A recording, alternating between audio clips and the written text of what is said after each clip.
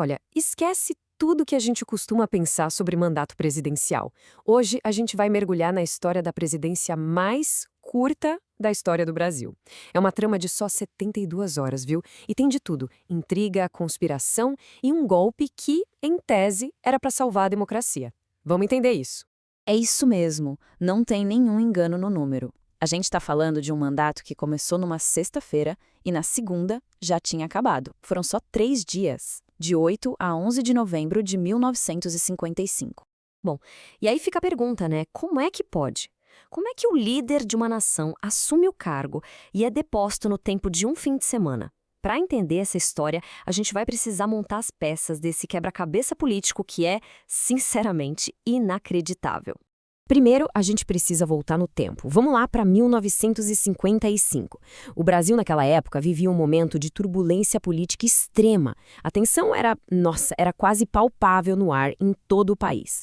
O que acendeu o estopim dessa bomba relógio foi justamente a eleição do Juscelino Kubitschek, o JK. A oposição, que era a UDN, não se conformou de jeito nenhum e começou uma campanha pesadíssima para anular o resultado. Só que tinha uma barreira no caminho deles: o general Henrique Lott, ministro da Guerra. Ele bateu o pé, se colocou como um guardião da Constituição e disse que a posse do JK era inegociável. Pronto, o clima de confronto estava armado.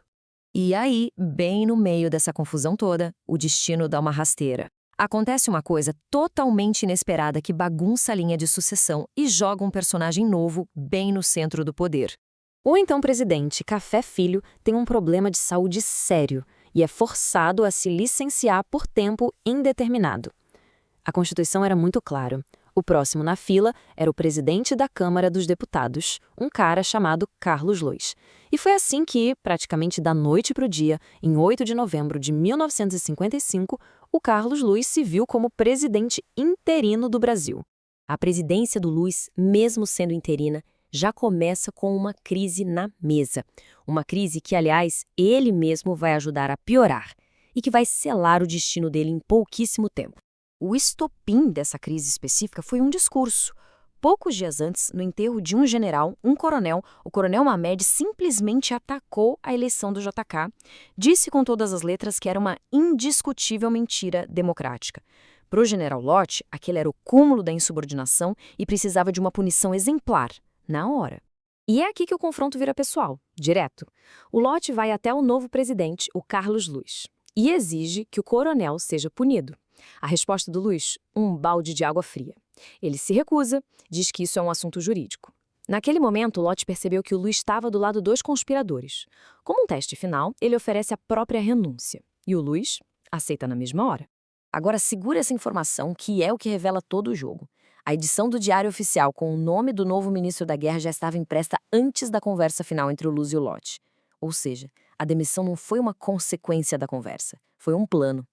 Para muita gente, essa foi a prova de que o Carlos Luiz fazia parte, sim, da conspiração para impedir a posse do JK.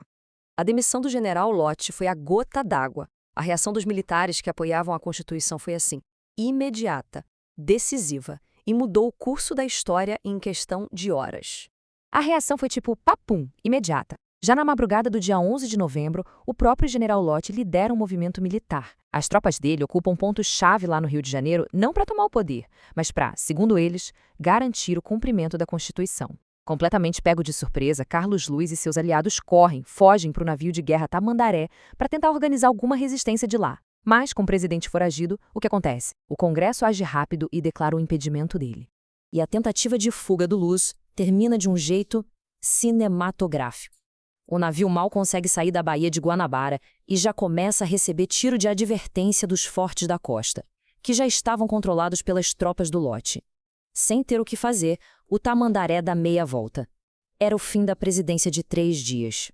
Pode até parecer um episódio meio bizarro, sabe? Passageiro. Mas esses 3 dias tiveram um impacto gigantesco, porque eles revelaram as tensões e a fragilidade da democracia brasileira daquela época. O que o Lott fez ficou conhecido como golpe preventivo. É um conceito bem paradoxal, né? Um movimento militar que quebra a hierarquia para, teoricamente, proteger a ordem democrática. O objetivo declarado, pelo menos, não era instalar uma ditadura, mas sim garantir que o resultado das urnas fosse respeitado.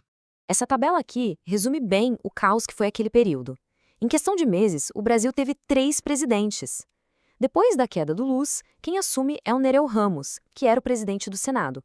A única missão dele era garantir a transição de poder para o JK. O país vivia uma instabilidade que não tinha precedentes. Mas no fim das contas, o tal golpe preventivo atingiu seu objetivo.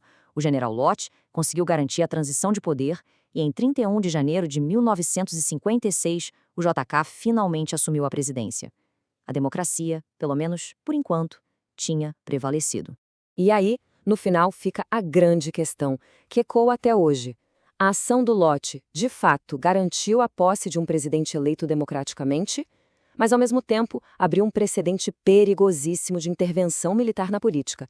Então, foi um ato para salvar a democracia ou foi o ensaio da ameaça que viria a se concretizar de vez em 1964?